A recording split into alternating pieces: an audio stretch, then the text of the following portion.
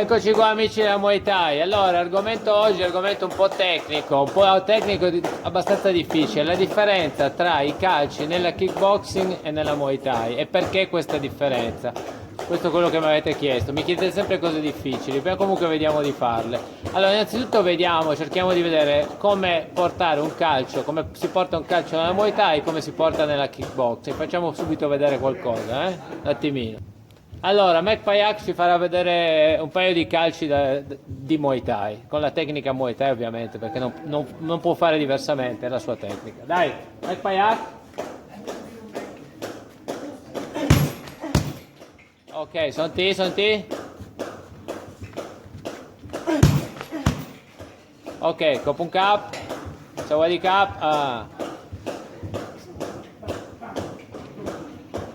Allora, la cosa che avrete notato, dopo vi spiego i dettagli, avete visto che il calcio, innanzitutto la potenza che ha espresso nel calcio, anche se l'ha tirato in scioltezza nei due calci, e il fatto che si è molto sbilanciato, è andato sul piede, sulla punta d'appoggio, si è molto sbilanciato e ha messo tutta la forza del corpo sul calcio. Adesso Samir proverà, perché non è la sua specialità, ma visto che arriva dalla kickboxing, che ormai ha quasi dimenticato, proverà a fare i calci come li faceva nella kickboxing.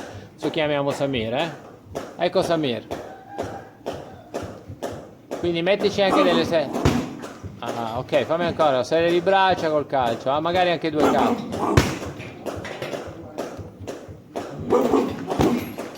Ok, grazie Samir. Allora, rivediamo al rallentatore il calcio di Mac, così inquadriamo la reale differenza tra il calcio della Muay Thai e il calcio della kickboxing. Vai Mac, go, vai, te. Come vedete, nel portare il calcio ha sbilanciato completamente il corpo, quindi ha portato tutta la forza, tutto il peso del suo corpo sulla tibia che è andata contro l'avversario. Open cap. La differenza sostanziale qual è? Che da quella posizione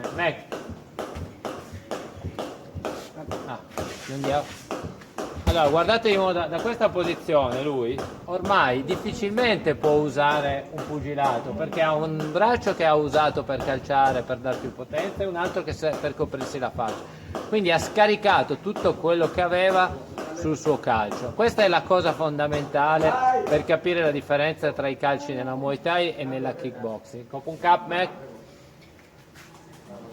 Allora, questa è una ragione prettamente tecnica e legata anche alle regole della Muay Thai. Visto che nella Muay Thai i colpi più importanti, cioè quelli che portano più punti, sono i calci e le ginocchia, quindi in questo caso stiamo parlando di calci e pugni, l'impostazione è nel prediligere la massima potenza sui calci, in modo che oltre a fare punto facciano anche male, entrino e quindi, se non bloccati, facciano dei danni visibili al corpo, quindi alla zona delle costole e alla zona del corpo.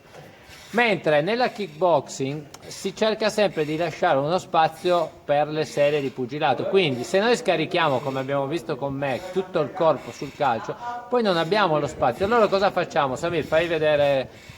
Stiamo in una postura in cui, lasciando il culo indietro, riusciamo a lavorare, riusciamo a scaricare il calcio, ma tenendo sempre le spalle impostate per scaricare la massima potenza sulle braccia. Quindi diciamo che comunque i calci sono potenti e magari anche forse più veloci nell'esecuzione, però sicuramente hanno una minore efficacia, e probabilmente questa è la ragione per cui poi i pugni, rimanendo in una posizione ancora arretrata, quindi dove le spalle non sono già state scaricate, dove tutto il peso del corpo non è stato scaricato, lo andiamo poi a scaricare. Metti un destro per esempio, nel pugno possiamo ancora scaricarlo, cosa che, se vi ricordate la posizione prima di Mac, ormai non poteva fare, perché aveva spostato tutto il suo baricentro contro l'avversario e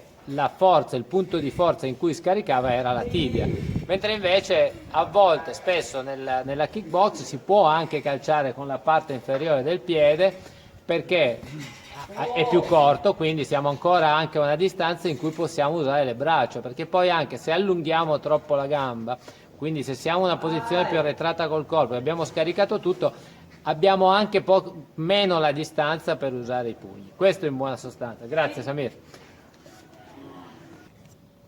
Quindi non so se è stato chiaro, ma è molto difficile capire la differenza e soprattutto è molto difficile specificarne i dettagli.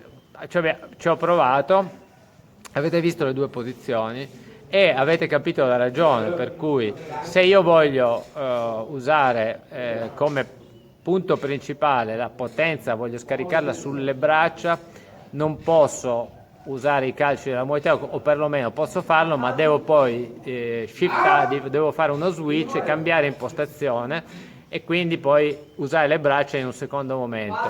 Mentre se voglio usare le braccia forti, posso usare le braccia forti e per esempio scaricare, noi facciamo, se lavoriamo sulle braccia magari scarichiamo con lo kick, cosa che fanno anche nella kickboxing, però se voglio scaricare sui calci medi e scaricare forte la massima potenza sui calci medi, dovrò prediligere magari i pugni con un colpo singolo, quindi non posso portare magari una serie perché ho già sbilanciato il corpo e quindi è molto più complesso. Però proprio per questa ragione si insiste molto nella Muay Thai sui calci medi, perché quando arrivano devono avere una potenza tale, anche se arrivano sulle braccia, perché anche nella Muay Thai, anche se arrivano sulle braccia sono punto, devono avere una potenza tale che quando vi arrivano sulle braccia è come se vi arrivano una mazza da baseball, perché la tibia usata con tutta la potenza del corpo muscolare e del peso che gli appoggiamo dietro, con questo, quando ci muoviamo, quando facciamo il calcio nella formula corretta, arriva con una potenza tale anche sulle braccia che può fare un danno considerevole. Questo danno considerevole è